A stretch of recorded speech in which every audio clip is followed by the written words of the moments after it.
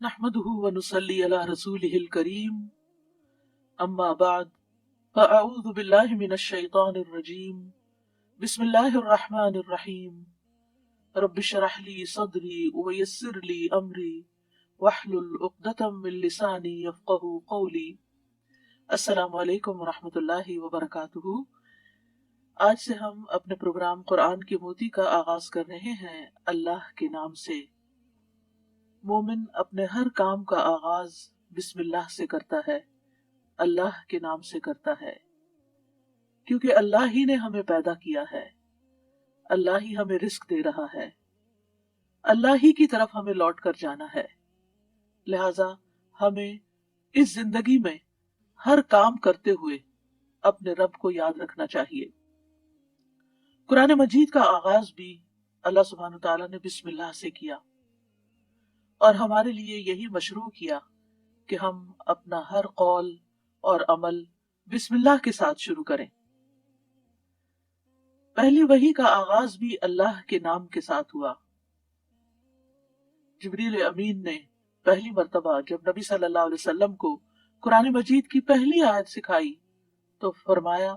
इक़रा बिस्मि रब्बिकल्लज़ी खलक़, अपने रब के नाम से पढ़ जिसने पैदा किया। तो गोया इबादत हो या हमारे दुनिया के काम हो, उन सब में हमें अपने रब को याद रखना है और इसके बेशुमार फायदे भी हैं। अल्लाह सुब्हानहू तआला का नाम बाबरकत है, लिहाजा जब हम अल्लाह के नाम से कोई काम शुरू करते हैं तो हमारे कामों में बरकत पैदा हो जाती है। कुरान मजीद में आता है, तबारकस्मु रब्बिका ज़ुल जलाली वल इकराम, बहुत बाबरकत है तेरे रब का नाम जो बहुत अजमत वाला इकराम वाला है। जब हम इबादत करते हैं तो कहते हैं इय्याका नअबुदु व इय्याका नस्तईन, सिर्फ तेरी ही हम इबादत करते हैं और तुझी से हम मदद चाहते हैं, क्योंकि हम कमजोर हैं, हम अल्लाह की इबादत का हक अदा नहीं कर सकते। इसलिए कोई भी काम जो इबादत की नौइयत से ताल्लुक रखता वनी खास इबादत से, उनके आगाज में भी अल्लाह का नाम लेना चाहिए, क्योंकि इससे अल्लाह की मदद हासिल होती है और फिर मजीद नेक कामों की तौफीक भी होती है। इंसान बुराई से बचता है, शैतान के वार से महफूज रहता है, क्योंकि अल्लाह ताला की मदद, तौफीक और सपोर्ट इंसान को हासिल हो जाती है और इंसान के अंदर कोई फख्र और गुरूर नहीं आता। वो यही समझता है कि जो भी नेक काम मैं कर रहा हूँ वो अल्लाह की मदद से, अल्लाह की तौफीक से ही कर रहा हूँ, इसमें मेरा अपना कोई कमाल नहीं। वमा तौफीकी इल्ला बिल्लाह, नहीं मुझे तौफीक मगर अल्लाह के नाम के साथ ही। फिर इसी तरह जब इंसान बिस्मिल्लाह से काम का आगाज करता है तो इंसान को इखलास नसीब होता है, क्योंकि जब अल्लाह का नाम लिया तो अल्लाह के नाम के साथ अल्लाह ही के लिए काम करना चाहिए जो भी कुछ हम करें। और फिर अगर वो काम सही है, इबादत का है या दुनियावी उमूर से मुतल्लिक है, तो फिर हमारी नीयत और हमारा किबला दुरुस्त हो जाता है, इंसान को इखलास नसीब हो जाता है। फिर इसी तरह यह है कि इंसान जब अल्लाह के नाम के साथ कोई काम करता है तो अल्लाह की नेमतों की याद दहानी भी होती है। मिसाल के तौर पर अगर आप पानी पी रहे हैं तो जब आप पानी पीने लगते हैं तो बिस्मिल्लाह कहते हैं, और जब बिस्मिल्लाह कहते हैं तो आपको अल्लाह की याद आ जाती है और फिर साथ ही वो नेमत जो आप इस्तेमाल कर रहे हैं उसके बारे में गौर व फिक्र भी नसीब होता है कि ये अल्लाह ने पानी पिलाया है, और फिर इंसान का गौर व फिक्र उसे कहीं से कहीं ले जाता है। उसके अंदर एक वुसअत पैदा होती है, वो सोचता है कि ये पानी मेरी गिलास में कहां से पहुंचा, किसने उतारा। तो जाहिर है कि पानी का पैदा करने वाला भी अल्लाह है और तमाम चीजों को अल्लाह सुब्हानहू तआला ने पानी से पैदा किया, जैसा कि कुरान मजीद में आता है। हम तक जो पानी पहुंचता है कुछ तो जमीनी जराए से और बेसिकली बारिश के जरिए आता है। बारिश कैसे आती है? समुद्रों का पानी बुखारात की शक्ल में ऊपर उठता है और फिर बादलों की शक्ल में जहां अल्लाह चाहता है बरसाता है। जब बादल बरसते हैं या बर्फ पड़ती है तो पहाड़ों की चोटियों पर और मुख्तलिफ जगहों पर या तो पानी जम जाता है या फिर नदी नालों की शक्ल में, दरियाओं की शक्ल में बहने लगता है, और कुछ पानी रिस कर जमीन के अंदर चला जाता है, चश्मों की शक्ल इख्तियार कर लेता है, और फिर मुख्तलिफ जराए से होते होते वो हम तक पहुंचता है, जिसे हम पीते हैं। और जब पीते हैं तो फिर अल्लाह का शुक्र अदा करते हैं और आखिर में अल्हम्दुलिल्लाह कहते हैं। लेकिन अगर इतने एहतमाम के साथ जो पानी मेरी गिलास में पहुंचा, उसको मैंने अल्लाह को याद किए बगैर, नेमत देने वाले का नाम लिए बगैर ही उसको पी लिया, तो इससे बढ़कर नाशुक्री क्या हो सकती है। फिर इसी तरह अगर इंसान खाना खाता है और अल्लाह का नाम लेता है, तो वो जरूर सोचता है कि क्या जो कुछ मैं खा रहा हूं ये अल्लाह की मर्जी के मुताबिक भी है या नहीं, हलाल है या हराम है, और फिर किस तरीके से मैं उसको खा रहा हूं और किस तरीके से मैंने इसको कमाया है या मुझ तक पहुंचा है। उन सारी चीजों पर भी गौर फिक्र होने लगता है। तो गोया बिस्मिल्लाह पढ़ना बार बार इंसान को अल्लाह की याद दिलाता है अल्लाह, और इस तरह इंसान अल्लाह की इताअत की तरफ माइल होता है, अल्लाह की दी हुई नेमतों को अल्लाह की रजा में इस्तेमाल करता है और अल्लाह को याद करते हुए अल्लाह का कुर्ब हासिल कर लेता है। यानी जब हर काम के शुरू में जब हम उठते बैठते चलते फिरते हम अल्लाह का नाम लेते हैं, तो इस तरह हमें अल्लाह सुब्हानहू तआला का कुर्ब नसीब होता है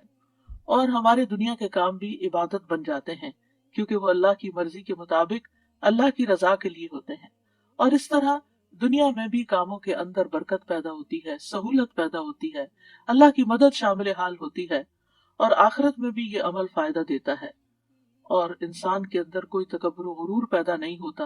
वो सोचता है कि जो कुछ मुझे मिला है ये अल्लाह का फजल है। फिर हम देखते हैं कि अंबिया का तरीका भी यही रहा है।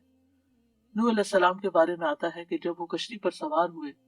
तो उन्होंने दुआ पढ़ी, उसका आगाज भी बिस्मिल्लाह से किया, बिस्मिल्लाहि मजरेहा व मुरसाहा। इसी तरह सुलेमान अलैहिस्सलाम ने मलका सबा को जो खत लिखा उसके आगाज में भी बिस्मिल्लाह लिखा। फिर इसी तरह हम देखते हैं कि नबी सल्लल्लाहु अलैहि वसल्लम मुतअद्दिद मकामात पर बिस्मिल्लाह की तालीम देते हैं, जिसके बारे में आगे हम मुतअद्दिद अहादीस में देखेंगे कि किस तरह आप सल्लल्लाहु अलैहि वसल्लम की जिंदगी का एक अहम हिस्सा था बिस्मिल्लाह पढ़ना, और जिस काम का आगाज अच्छा हो जाए उसका अंजाम भी अच्छा होता है। कुरान मजीद का आगाज भी बिस्मिल्लाह के साथ हो रहा है और बिस्मिल्लाह कुरान मजीद की एक मुस्तकिल आयत है, यानी ये कि सूरत अल-फातिहा ये किसी और सूरत में दाखिल नहीं है, हर सूरत के शुरू में इसे अलग आयत के तौर पर लिखा गया है। और इसमें हम देखते हैं कि सूरत अत-तौबा जो है उससे पहले बिस्मिल्लाह नहीं है, क्योंकि बिस्मिल्लाह से अमान हासिल होती है और सूरत अत-तौबा के शुरू में अमान से, यानी कि मुशरिकीन को अमान से निकाला जा रहा है, बरी जिम्मा किया जा रहा है। तो बहरहाल आगाज होता है कुरान मजीद का बिस्मिल्लाहिर्रहमानिर्रहीम के साथ, यानी मैं अल्लाह की मदद तलब करते हुए अपनी क़िराअत को अल्लाह के नाम से शुरू करता हूँ। और फिर इसमें अल्लाह सुब्हानहू तआला के नाम अल्लाह के अलावा दो सिफात का जिक्र है। अर्रहमान, ऐसी जात जिसकी रहमत तमाम मखलूक पर छाई हुई है, और अर्रहीम, ऐसी जात जो मोमिनों पर आखिरत में भी रहम फरमाएगी। जहां तक लफ्ज़ अल्लाह का ताल्लुक है तो इसको इस्मुल जलाला भी कहते हैं। अल्लाह की असल अल इलाह है और लुगत अरब में इलाह चार मानों पर बोला गया है। नंबर एक अल माबूद, जिसकी इबादत की जाए। नंबर दो अल मलजा, जिसकी पनाह ली जाए। नंबर तीन अल मफजू इलैहि, घबराहट में जिससे मदद हासिल की जाए। नंबर चार अल महबूब, वो महबूब जिसके साथ अजीम मोहब्बत हो और उसके बारे में अक्लें हैरान हो जाएं। तो अल्लाह का लफ्ज अल्लाह सुब्हानहू तआला का इस्म ज़ात है, यानी ज़ाती नाम है, सब नामों से अजीम और आला है। और ये जलीलुल कदर नाम अल्लाह सुब्हानहू तआला के जितने भी बाकी नाम हैं वो सब इसी नाम की तरफ लौटते हैं, यानी वो अल्लाह ही के नाम और अल्लाह ही की सिफात हैं। اور اس کو امام غزالی کہتے ہیں کہ یہ اللہ تعالیٰ کے ناموں میں سے سب سے زیادہ عظیم نام ہے، کیونکہ یہ اس ذات الہی پر دلالت کرتا ہے جو تمام صفات الہیہ کو جمع کرنے والی ہے، یہاں تک کہ کوئی بھی صفت اس سے جدا اور علیحدہ نہیں ہو سکتی۔ یعنی اللہ تعالیٰ کے جتنے بھی باقی اچھے اچھے نام ہیں وہ سب اللہ ہی کے نام ہیں۔ وَلِلَّهِ الْأَسْمَاءُ الْحُسْنَى، کہ اللہ ہی کے لیے ہیں اچھے اچھے نام۔ سورۃ الاسراء میں آتا ہے قُلِ ادْعُوا اللَّهَ أَوِ ادْعُوا الرَّحْمَٰنَ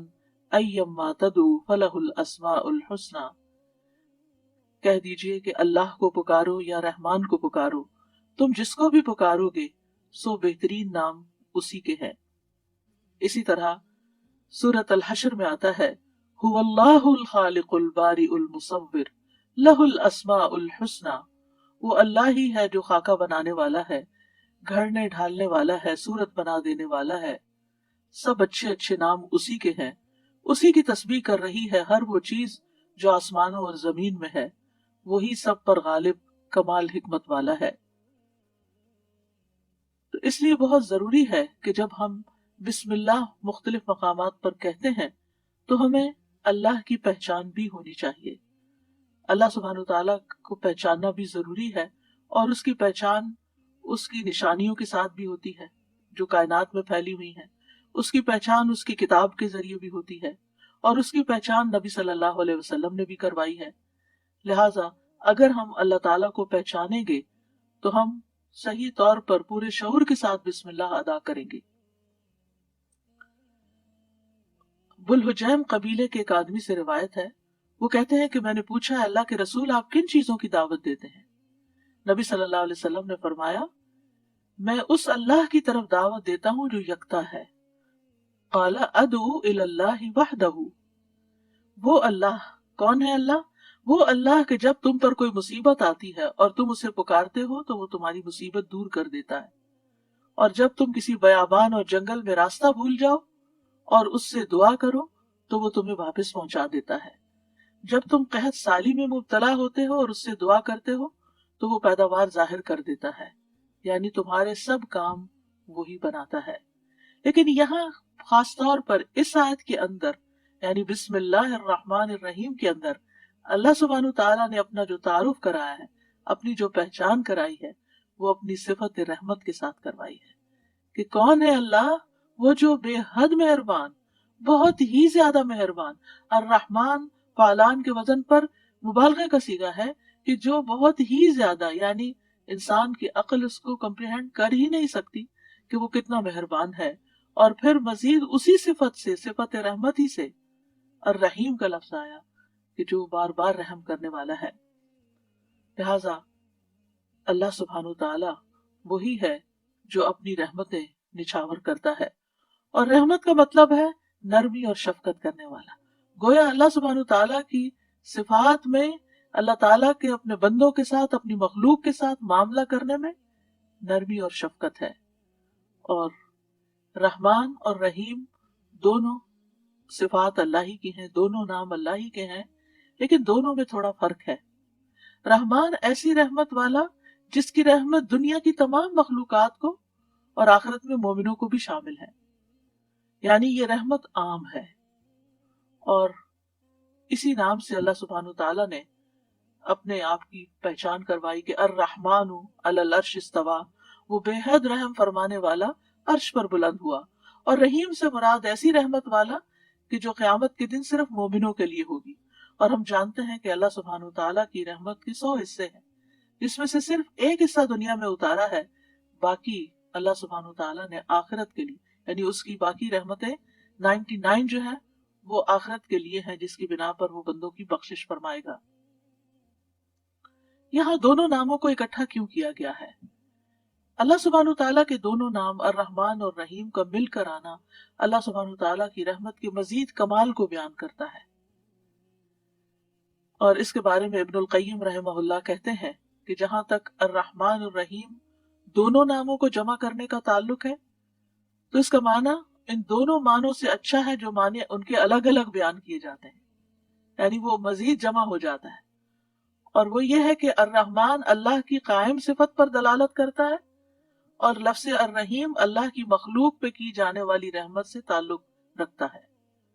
پس نام اللہ کی یعنی پہلا نام جو ہے اللہ کی ذاتی صفت یعنی ذاتی صفت رحمت پہ دلالت کرتا ہے،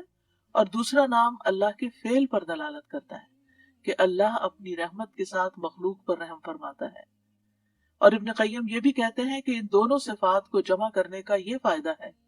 کہ اللہ نے دنیا میں جلد اور آخرت میں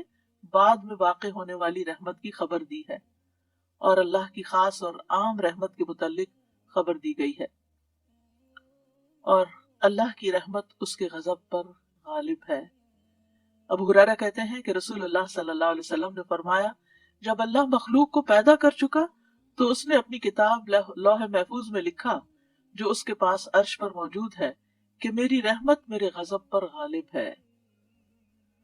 اور اس کی رحمت بہت وسیع ہے۔ قرآن مجید میں آتا ہے وَرَحْمَتِي وَسِعَتْ كُلَّ شَيْءٍ، میری رحمت نے ہر چیز کو گھیر رکھا ہے۔ کوئی اس کو مانتا ہے یا نہیں مانتا، اس کی عبادت کرتا ہے یا نہیں کرتا، تو ہم جتنے بھی دنیا میں لوگ چل پھر رہے ہیں، سخت سخت نافرمانیاں کرتے ہیں، لیکن اس کے باوجود وہ ہمیں جینے کی مہلت دیتا ہے، رزق دیتا ہے، ہمارے کام سنوارتا ہے، ہمیں مشکلات سے بچاتا ہے۔ تو اللہ کے یہ دونوں نام جو ہیں، یہ انسان کو اگر ان کی پہچان ہو جائے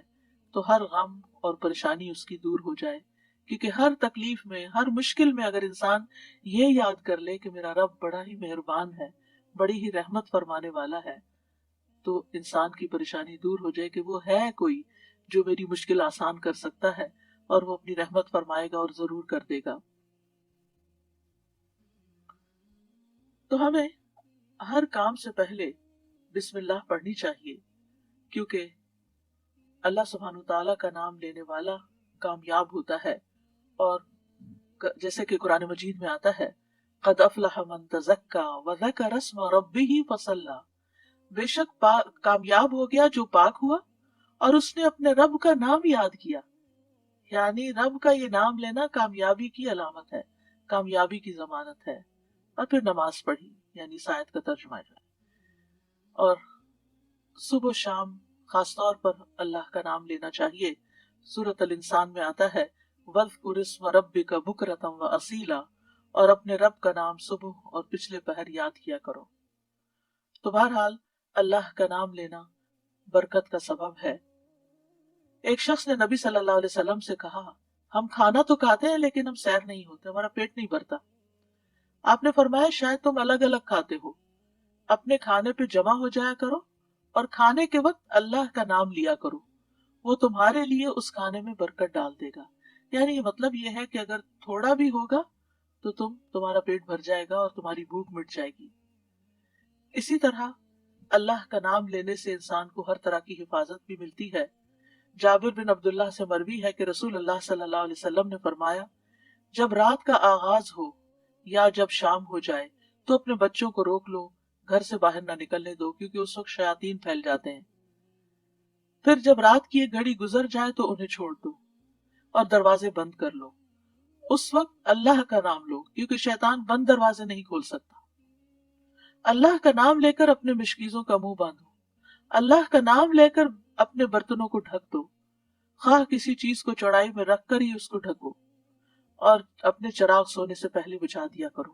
تو اس سے کیا پتہ چلتا ہے کہ رات کو آخری کام جو کر رہا ہوتا ہے انسان، چاہے کیسی ہی تھکاوٹ کیوں نہ ہو، یہ کام وہ ہیں جو تقریباً سب لوگ کرتے ہیں، تو ان سب چیزوں پر بھی بسم اللہ پڑھنی چاہیے، اس وقت بھی اللہ کا نام لینا چاہیے۔ پھر اسی طرح اللہ کا نام لینے سے انسان اچانک پہنچنے والی مصیبت سے بھی محفوظ رہتا ہے۔ عثمان بن عفان کہتے ہیں، میں نے رسول اللہ صلی اللہ علیہ وسلم سے سنا، آپ فرماتے تھے، جس نے شام کو 3 بار یہ دعا پڑھ لی اسے صبح تک کوئی اچانک مصیبت نہیں آئے گی، کوئی اچانک مصیبت نہیں آئے گی۔ یعنی اس کا مطلب نہیں کہ دوسری آ جائے گی، یعنی ایک دم کسی قسم کی پریشانی اس کو لاحق نہیں ہوگی۔ اور وہ دعا ہے بسم اللہ الذی لا یضر مع اسمہ شیء فی الارض ولا فی السماء وہو السمیع العلیم، اللہ کے نام سے، وہ ذات کہ اس کے نام سے کوئی چیز زمین میں ہو یا آسمان میں نقصان نہیں دے سکتی، اور وہ خوب سنتا ہے اور خوب جانتا ہے۔ اور جس نے صبح کے وقت یہ دعا پڑھ لی اسے شام تک کوئی اچانک مصیبت نہیں آئے گی، اور جب شام کو کوئی پڑھ لے تو صبح کے وقت صبح تک اس کو پریشانی نہیں ہوگی۔ اسی طرح اگر انسان بسم اللہ نہیں پڑھتا تو یاد رکھیے کہ بسم اللہ نہ پڑھنے کا نقصان یہ ہے، ابن عباس کہتے ہیں کہ ابلیس نے اللہ تعالیٰ سے کہا کہ تو نے اپنی ساری مخلوق کا رزق واضح کر دیا، میرا رزق کس میں ہے؟ تو اللہ تعالیٰ نے فرمایا ہر اس چیز میں جس پر میرا نام نہ لیا جائے۔ تو گویا جس چیز پر ہم اللہ کا نام نہیں لیتے وہ رزق پھر شیطان کے حصے میں چلا جاتا ہے، گویا ہم اپنے دشمن ہی کو فیڈ کرتے ہیں۔ قیامت کے دن بھی اللہ کے نام سے وزنی کوئی چیز نہ ہوگی۔ پھر اسی طرح اللہ کا نام لینے سے یعنی اس دعا کے پڑھنے کے مواقع کون کون سے ہیں؟ نمبر 1، ہر کام شروع کرنے سے پہلے، تاکہ اس میں برکت اور مدد حاصل ہو، اس کے اندر قبولیت ہو، ہمیں اخلاص نصیب ہو۔ پھر خاص طور پر کھانا کھانے سے پہلے حضرت عائشہ کہتی ہیں کہ رسول اللہ صلی اللہ علیہ وسلم نے فرمایا جب تم میں سے کوئی کھانا کھانے لگے تو چاہیے کہ اللہ تعالیٰ کا نام لے، پھر اگر شروع میں اللہ تعالیٰ کا نام لینا بھول جائے تو چاہیے کہ یوں کہے بسم اللہ اولہ و آخرہ، اللہ کے نام سے اس کھانے کے شروع میں اور آخر میں بھی۔ پھر اسی طرح لباس اتارتے وقت بسم اللہ پڑھنی چاہیے۔ انس رضی اللہ عنہ سے روایت ہے کہ نبی صلی اللہ علیہ وسلم نے فرمایا جنوں کی آنکھوں اور بنی آدم کی شرمگاہوں کا پردہ یہ ہے کہ جب ان میں سے کوئی اپنے کپڑے اتارے تو بسم اللہ پڑھ لے، یعنی اتارنے سے پہلے پڑھ لے، تو جن اور شیاطین کی نظر نہیں لگتی۔ اسی طرح جب آپ بچوں کو کپڑے تبدیل کروا رہے ہوں تو اس وقت بھی بسم اللہ پڑھ لیں۔ اسی طرح بیت الخلاء جاتے وقت یعنی اندر پاؤں رکھنے سے پہلے بسم اللہ پڑھ کے دروازہ کھولیں۔ حضرت علی رضی اللہ عنہ روایت کرتے ہیں، کہتے ہیں کہ رسول اللہ صلی اللہ علیہ وسلم نے فرمایا جنوں کی آنکھوں اور بنی آدم کی شرمگاہوں کا پردہ یہ ہے کہ جب ان میں سے کوئی بیت الخلاء جائے تو بسم اللہ پڑھ لے، یعنی وہاں بھی وہ یعنی کیونکہ جب انسان ننگا ہوتا ہے تو فرشتے اس حفاظت کے فرشتے اس سے دور چلے جاتے ہیں، تو اس وقت حفاظت پر کس سے حاصل ہوگی؟ جب آپ واش روم میں جانے سے پہلے بسم اللہ پڑھ کے پھر داخل ہوں گے۔ اسی طرح وضو سے پہلے ابو ہریرہ کہتے ہیں کہ رسول اللہ صلی اللہ علیہ وسلم نے فرمایا لا صلاۃ لمن لا وضوء لہ ولا وضوء لمن لم یذکر اسم اللہ تعالی علیہ، کہ جس کا وضو نہیں اس کی نماز نہیں، اور جو شخص وضو کے شروع میں اللہ تعالیٰ کا نام نہ لے اس کا وضو نہیں۔ اب یہاں پر بعض لوگوں کو یہ پریشانی ہوتی ہے کہ ہم واش روم میں کھڑے ہوتے ہیں، وہیں سنک ہے، وہیں کموڈ ہے، تو پھر ہم بسم اللہ کس طرح پڑھیں؟ اس کے ایک تو یہ ہے کہ جب آپ وضو کی نیت سے جا رہے ہیں تو اندر داخل ہونے سے پہلے ہی پڑھ لیں اور جا کے ٹیپ کھول لیں اور اپنا وضو شروع کر دیں۔ دوسرا یہ ہے کہ آپ دل میں پڑھ لیں، لیکن اگر کوئی بھول گیا ہے تو جس وقت یاد آئے یعنی وضو کے دوران اس وقت بھی پڑھ سکتا ہے۔ پھر اسی طرح اگر اس نے بالکل ہی پڑھنا ہی بھول گیا تو اس کا کیا مطلب وضو ہوا ہی نہیں سرے سے، یا پھر یہ کہ اس کی نماز اگر وضو نہیں ہوا تو کیا نماز ہی نہیں ہوئی؟ نہیں، اس کا مطلب یہ کہ اس کا وضو کامل نہیں ہوا۔ یہاں علماء نے اس کا مطلب یہ کیا ہے کہ اس کے وضو میں نقص رہ گئے، وضو ہو جائے گا، نماز ہو جائے گی، لیکن وہ جو برکت حاصل ہونی تھی یا زیادہ ثواب ملنا تھا اس سے انسان محروم ہو جاتا ہے۔ پھر اسی طرح یہ ہے کہ قرآن مجید کی قرأت سے پہلے بسم اللہ پڑھنی چاہیے۔ قتادہ سے روایت ہے، وہ کہتے ہیں کہ انس رضی اللہ عنہ سے سوال کیا گیا کہ نبی صلی اللہ علیہ وسلم کی قرأت کیسی تھی، تو انہوں نے بیان کیا کہ آپ صلی اللہ علیہ وسلم کھینچ کر پڑھتے تھے، پھر آپ نے بسم اللہ الرحمن الرحیم کو پڑھا، یعنی بسم اللہ الرحمن الرحیم، یعنی مد کے ساتھ پڑھتے تھے، الرحمن کو الرحیم کو بھی کھینچ کر تلاوت کرتے تھے۔ پھر اسی طرح کھانا کھانے سے پہلے بھی عمر بن ابی سلمہ رضی اللہ عنہ کہتے ہیں میں بچہ تھا اور رسول اللہ صلی اللہ علیہ وسلم کی پرورش میں تھا۔ عمر بن ابی سلمہ جو ہیں یہ ابو سلمہ رضی اللہ عنہ کے بیٹے ہیں، ام سلمہ کے بھی بیٹے ہیں۔ ام سلمہ کی جب شادی ہوئی تو یہ نبی صلی اللہ علیہ وسلم کے گھر میں بچے آ گئے، یعنی آپ کے ربیب تھے اور آپ کی پرورش میں تھے۔ تو وہ کہتے ہیں کہ کھانا کھاتے وقت میرا ہاتھ برتن میں چاروں طرف گھوما کرتا ہے جیسے بچے عام طور پر کرتے ہیں۔ تو رسول اللہ صلی اللہ علیہ وسلم نے مجھ سے فرمایا اے لڑکے بسم اللہ پڑھ لیا کرو اور دائیں ہاتھ سے کھایا کرو، اور برتن میں وہاں سے کھایا کرو جو جگہ تم سے نزدیک ہو، یعنی اپنے سامنے سے کھاؤ۔ وہ کہتے ہیں کہ چنانچہ اس کے بعد میں ہمیشہ اسی ہدایت کے مطابق کھاتا رہا۔ تو یہ کھانا یعنی ٹیبل مینرز ہیں، کھانا کھانے کے آداب ہیں، اور اس میں نہ صرف یہ کہ بڑوں کو اس کا اہتمام کرنا چاہیے بلکہ بچوں کو بھی سکھانا چاہیے۔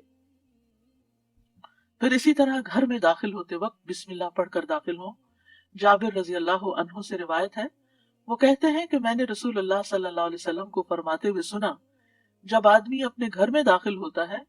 تو وہ داخل ہوتے وقت اور کھانا کھاتے وقت اللہ کا نام لیتا ہے تو شیطان کہتا ہے کہ آج تمہارے لیے اس گھر میں نہ رات گزارنے کی جگہ ہے اور نہ ہی رات کا کھانا ہے۔ اور اگر وہ داخل ہوا لیکن اپنے داخل ہوتے ہوئے اللہ کا نام نہ لیا تو کہتا ہے تم نے رات گزارنے کی جگہ پا لی، اور اگر اپنے کھانا کھانے کے وقت اللہ کا نام بھی نہ لے انسان تو شیطان کہتا ہے تم نے رات گزارنے کی جگہ اور رات کا کھانا پا لیا، یعنی ہماری چیزوں میں پھر اس کی شراکت ہو جاتی ہے۔ اب دیکھیں کہ بہت سارے مسائل اور بہت ساری بیماریاں عام ہو چکی ہیں جن کی بعض اوقات تشخیص بھی نہیں ہو پاتی، اور پھر ہم بعض اوقات یہ سمجھتے ہیں کہ شاید جادو ہو گیا ہے یا پھر یہ کہ کوئی نظر لگ گئی ہے، لیکن اگر ہم ان آداب کا خیال رکھیں تو انشاءاللہ شیطان جو ہمارا دشمن ہے اس کے شر سے محفوظ رہیں گے۔ نہ صرف یہ کہ خود اپنے لیے بلکہ اپنے گھر والوں کے لیے بھی ان کو تعلیم بھی دیں اور ان کو یاد دہانی بھی کرائیں، اور ان کی پروٹیکشن کا انشاءاللہ بہترین سر و سامان ہوگا۔ اسی طرح رات کو سونے سے پہلے بسم اللہ پڑھ کر بستر جھاڑنا چاہیے۔ رسول اللہ صلی اللہ علیہ وسلم نے فرمایا، صحیح مسلم کی روایت ہے، جب تم میں سے کوئی اپنے بستر پر جائے تو اسے چاہیے کہ وہ اپنے تہبند کا کونا پکڑے اور اس سے اپنا بستر جھاڑ لے اور بسم اللہ پڑھ لے، کیونکہ وہ نہیں جانتا کہ کون اس کے بعد اس کے بستر پر آیا۔ یہ بات بڑی اہم ہے کہ کون، وہ نہیں جانتا۔ تو اس سے یعنی کہ صرف انسان نہیں بلکہ جن ملکوں کے اندر بچھو، کیڑے مکوڑے عام گھومتے پھرتے ہیں اور خاص طور پر گرمیوں کے موسم میں نکل آتے ہیں، یہ لوگ کھلی چھت میں کھلی فضا میں سوتے ہیں، تو بازو کا چارپائیاں سارا دن وہیں بچھی رہتی ہیں، تو معلوم نہیں کہ بستر کے اندر یا بیڈ کے اندر کون سی ایسی چیز گھس گئی کہ جس کو جھاڑنے سے وہ نکل جائے گی۔ دوسرا یہ کہ بعض اوقات یہ جو ہمارے سارا دن بنے ہوئے بستر رہتے ہیں تو اس کے بارے میں علماء کہتے ہیں کہ بعض اوقات جنات بھی ان پہ آ کر لیٹ جاتے ہیں،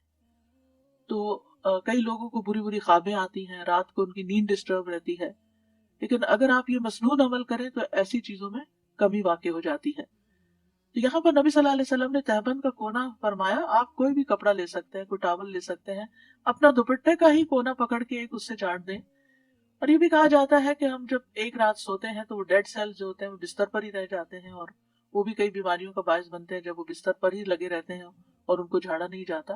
تو بہرحال گرد و غبار ہو یا ڈیڈ سیلز ہوں یا کیڑے مکوڑے ہوں یا کچھ بھی نہ ہو، تب بھی نبی صلی اللہ علیہ وسلم نے جو طریقہ سکھایا ہے اس پر عمل کرنا چاہیے۔ اسی طرح جب آپ صلی اللہ علیہ وسلم اپنے بستر پر تشریف لے جاتے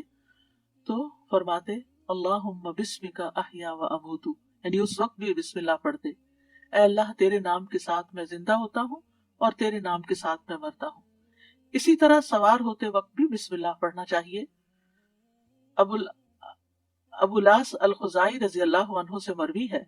کہتے ہیں کہ رسول اللہ صلی اللہ علیہ وسلم نے ہمیں حج کے لیے صدقہ کے اونٹوں میں سے ایک کمزور اونٹ پہ سوار کیا، تو ہم نے عرض کیا یا رسول اللہ، ہمیں لگتا ہے یہ اپنی کمزوری کے سبب ہمارا بوجھ نہیں اٹھا سکے گا۔ تو آپ صلی اللہ علیہ وسلم نے فرمایا، ہر اونٹ کی کوہان پر ایک شیطان ہوتا ہے، جب تم اس پر سوار ہونے لگو تو اللہ کا نام لے کر سوار ہو جیسا کہ تمہیں حکم دیا گیا، پھر اسے اپنے قابو میں کر لو، اللہ اسے سواری کے قابل کر دے گا۔ اور آج کے دور میں بہت سے لوگ اونٹوں پہ سوار ہوتے ہیں، گھوڑوں پہ سوار ہوتے ہیں، اور گاڑیاں تو خیر عام ہیں، تو اس کا یہ مطلب نہیں کہ صرف جب اونٹ پر ہی سوار ہوں تو بسم اللہ پڑھیں۔ گاڑی پر سوار ہوتے ہوئے، دروازہ کھولتے ہوئے، سیٹ پہ بیٹھتے ہوئے، گاڑی سٹارٹ کرتے ہوئے اگر سوچے کہ بسم اللہ کہنے میں وقت کتنا لگتا ہے، 2 لفظ ہی تو کہنے ہوتے ہیں، لیکن اللہ کی مدد شامل حال ہو جاتی، انسان نقصان سے بچ جاتا ہے، وہ سفر محفوظ ہو جاتا ہے۔ اسی طرح تکلیف کے وقت بھی بسم اللہ کہنا چاہیے۔ جابر رضی اللہ عنہ کہتے ہیں، جب غزوہ احد میں طلحہ رضی اللہ عنہ کی انگلی کٹ گئی تو انہوں نے کہا، یعنی سی جیسے ہم تکلیف یا درد کے وقت کرتے ہیں، تو رسول اللہ صلی اللہ علیہ وسلم نے فرمایا اگر تم بسم اللہ کہتے تو فرشتے تمہیں اٹھا لیتے، اس حال میں کہ لوگ تمہیں دیکھ رہے ہوتے۔ اسی طرح اگر کسی جگہ پر درد ہو رہی ہو تو بسم اللہ سے اللہ کا نام لے کر دم کرنا چاہیے۔ صحیح مسلم میں آتا ہے، عثمان بن ابو العاص ثقفی رضی اللہ عنہ سے روایت ہے کہ انہوں نے رسول اللہ صلی اللہ علیہ وسلم سے درد کی شکایت کی جسے وہ اپنے جسم میں محسوس کیا کرتے تھے جب سے وہ مسلمان ہوئے۔ تو رسول اللہ صلی اللہ علیہ وسلم نے ان سے فرمایا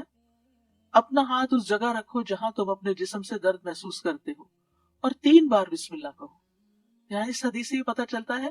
کہ جہاں شدت زیادہ ہو تکلیف وغیرہ کی وہاں بسم اللہ کو ریپیٹ بھی کیا جا سکتا ہے۔ 3 مرتبہ بسم اللہ کہو اور 7 مرتبہ یہ پڑھو اعوذ باللہ وقدرتہ من شر ما اجد واحاذر، میں اللہ کی ذات اور اس کی قدرت سے ہر اس چیز سے پناہ مانگتا ہوں جسے میں محسوس کرتا ہوں اور جس سے میں خوف کرتا ہوں۔ تو آپ خود بھی اور بچوں کو بھی یہ دعا سکھا دیں، کہیں چوٹ لگ جائے، کہیں درد ہو رہا ہو، اور بعض اوقات ایسے لا علاج مرض ہوتے ہیں کہ تکلیف ہوتی ہے لیکن ڈائگنوز نہیں ہوتی، تو اللہ کے نام سے انسان مدد حاصل کرتا رہے اللہ کی، تو ایسی تکلیفیں دور ہو جاتی ہیں، اور پورے یقین کے ساتھ یہ کرنا چاہیے۔ اور وہ تمام چیزیں جو نبی صلی اللہ علیہ وسلم نے سکھائیں وہ سنت زندہ بھی کرنی چاہیے، اور یہ یقین رکھتے ہوئے کہ یہ سب کچھ وحی کے ذریعے آپ کو بتایا گیا تھا، یعنی آپ نے اپنی خواہش نفس سے یہ باتیں نہیں سکھائیں یا کوئی تیر تکے سے نہیں بتائیں، بلکہ آپ کو سکھائی گئی تھی۔ اسی طرح ہم دیکھتے ہیں کہ جب آپ بیمار ہوئے تو جبریل علیہ السلام آپ کی خدمت میں تشریف لائے اور فرمایا اے محمد آپ بیمار ہو گئے ہیں؟ آپ صلی اللہ علیہ وسلم نے فرمایا ہاں۔ جبریل علیہ السلام نے فرمایا بسم اللہ ارقیک من کل شیء یؤذیک من شر کل نفس او عین او حاسد اللہ یشفیک بسم اللہ ارقیک، اور یوں بھی روایت میں آتا ہے او عین حاسد اللہ یشفیک بسم اللہ ارقیک، میں آپ کو اللہ کے نام سے دم کرتا ہوں، آپ کو تکلیف دینے والی ہر چیز سے، ہر جان یا ہر آنکھ یا حاسد کے شر سے اللہ آپ کو شفا دے، میں آپ کو اللہ کے نام سے دم کرتا ہوں۔ تو اس میں آپ دیکھیے کہ ہر تکلیف دینے والی چیز سے، بعض اوقات انسان کھانا ہی ایسا کھا لیتا ہے کہ جس سے بیمار پڑ جاتا ہے، یا کوئی ایسا خواب دیکھ لیتا ہے کہ جس کو پریشان کرتا ہے، سٹریس میں ڈال دیتا ہے، اور اس سے انسان بیمار ہو جاتا ہے۔ یا اسی طرح بعض لوگوں کی نظر لگ جاتی ہے، بعض لوگوں کا حسد ہوتا ہے۔ تو ان سب بیماریوں کو جو ہم جانتے ہیں اور جن کی روٹ کاز ہمیں معلوم ہی نہیں، ان سب کے لیے بھی بہترین دم ہے جو جبریل علیہ السلام نے خود نبی صلی اللہ علیہ وسلم پر کیا۔ تو اس لیے ان چھوٹی چھوٹی دعاؤں کو ہمیں یاد کر لینا چاہیے۔ اگر یاد کرنے میں مشکل ہوتی ہے، بعض لوگوں کا حافظہ کمزور ہوتا ہے، تو پھر یہ رقیہ آپ لکھ کے بھی اپنے پاس رکھ سکتے ہیں اور اپنے گھر والوں کو، اپنے پیاروں کو خود دم کر سکتے ہیں۔ اسی طرح آپ دیکھیے کہ ہم بستری کے وقت بھی بسم اللہ کا حکم ہے، یعنی اس سے ہی پتہ چلتا ہے کہ چاہے آپ نماز پڑھ رہے ہیں یا قرآن پڑھ رہے ہیں یا پھر عین دنیا کے کوئی کام کر رہے ہیں، تو آپ بسم اللہ سے ان کا آغاز کریں۔ ابن عباس کہتے ہیں، اور وہ اس حدیث کو نبی صلی اللہ علیہ وسلم تک پہنچاتے ہیں کہ آپ نے فرمایا جب تم میں سے کوئی اپنی بیوی کے پاس آئے تو کہے بسم اللہ اللہم جنبنا الشیطان وجنب الشیطان ما رزقتنا، اللہ کے نام کے ساتھ اے اللہ ہمیں شیطان سے بچا اور شیطان کو اس چیز سے دور رکھ جو اس کے نتیجے میں تو ہمیں عطا فرمائے۔ یہ دعا پڑھنے کے بعد میاں بیوی کو جو اولاد ملے گی اسے شیطان نقصان نہیں پہنچا سکتا، یعنی اتنا فائدہ ہے اس دعا کا، یعنی عین اس وقت بھی اللہ کے نام کو، اللہ کی یاد کو نہیں بھولنا چاہیے۔ پھر اسی طرح جانور ذبح کرتے وقت قرآن مجید میں آتا ہے وَالْبُدْنَ جَعَلْنَاهَا لَكُم مِّن شَعَائِرِ اللَّهِ لَكُمْ فِيهَا خَيْرٌ فَاذْكُرُوا اسْمَ اللَّهِ عَلَيْهَا صَوَافَّ، اور قربانی کے بڑے جانور ہم نے انہیں تمہارے لیے اللہ کی نشانیوں سے بنایا، یعنی اللہ کی نشانیاں ہیں، تمہارے لیے ان میں بڑی خیر ہے، سو ان پر اللہ کا نام لو، اس حال میں کہ گھٹنا بندھے کھڑے ہوں، یعنی اونٹوں پر۔ اس کا مطلب نہیں کہ صرف اونٹوں پر، بلکہ آپ صلی اللہ علیہ وسلم نے ایک مرتبہ سینگوں والے مینڈوں کی قربانی دی تو آپ اپنے ہاتھ سے انہیں ذبح کر رہے تھے، اور صحابی کہتے ہیں کہ حضرت انس میں نے دیکھا آپ نے ان کے رخسار پر قدم رکھا ہوا تھا آپ نے بسم اللہ پڑھی اور تکبیر کہی، بسم اللہ ہی اللہ اکبر۔ اسی طرح خط کے آغاز میں میت کو دفناتے وقت ابن عمر رضی اللہ عنہ سے مروی ہے کہ نبی صلی اللہ علیہ وسلم جب میت کو قبر میں اتارتے تو فرماتے بسم اللہ و علی سنت رسول اللہ، اللہ کے نام سے اور رسول اللہ صلی اللہ علیہ وسلم کے طریقے پر۔ گویا آغاز بھی اللہ کے نام سے اور زندگی کا آخری مرحلہ بھی اللہ کے نام سے۔ تو کرنے کے کام یہ ہیں کہ ہر کام شروع کرنے سے پہلے اللہ کا نام لیں، تاکہ آغاز اچھا ہو تو انجام بھی اچھا ہو۔ شروع میں لینا بھول جائیں تو جب یاد آئے تو بسم اللہ پڑھ لیں۔ مثلا بعض اوقات ہم بہت مصروف ہوتے ہیں یا بہت شدید بھوک لگی ہوتی ہے، ایک دم ہم کھانے پہ جیسے ٹوٹ پڑتے ہیں اور بسم اللہ نہیں پڑھتے، حالانکہ جب کھانا لگ جاتا ہے تو گھر کا بڑا جو ہے وہ کہتا ہے بسم اللہ، یعنی شروع کیجیے۔ تو یہ جو لفظ بسم اللہ ہے، بسم اللہ الرحمن الرحیم، اس میں صرف یعنی کہ یہ جار مجرور ہے اور اس میں یا تو فعل محذوف ہے یا پھر اسم محفوظ ہے، محذوف ہے۔ محذوف کا مطلب ہے کہ وہ حذف کیا گیا ہے، موجود نہیں۔ کیوں؟ اس لیے کہ وہ انڈرسٹوڈ ہے کہ جب ہم کوئی کام کریں گے تو ہماری نیت میں وہ چیز ہوگی کہ اللہ کے نام سے میں پانی پیتا ہوں، اللہ کے نام سے میں کھانا کھاتا ہوں، اللہ کے نام سے میں سونے لگا ہوں، اللہ کے نام سے میں گھر سے نکلنے لگا ہوں۔ گھر سے نکلنے کے وقت کی دعا بھی بسم اللہ ہی توکلت علی اللہ ہی۔ تو ہمیں اپنی ساری زندگی کا جائزہ لینا ہے کہ ہم کہاں کہاں بسم اللہ پڑھتے ہیں۔ آپ دیکھیے کہ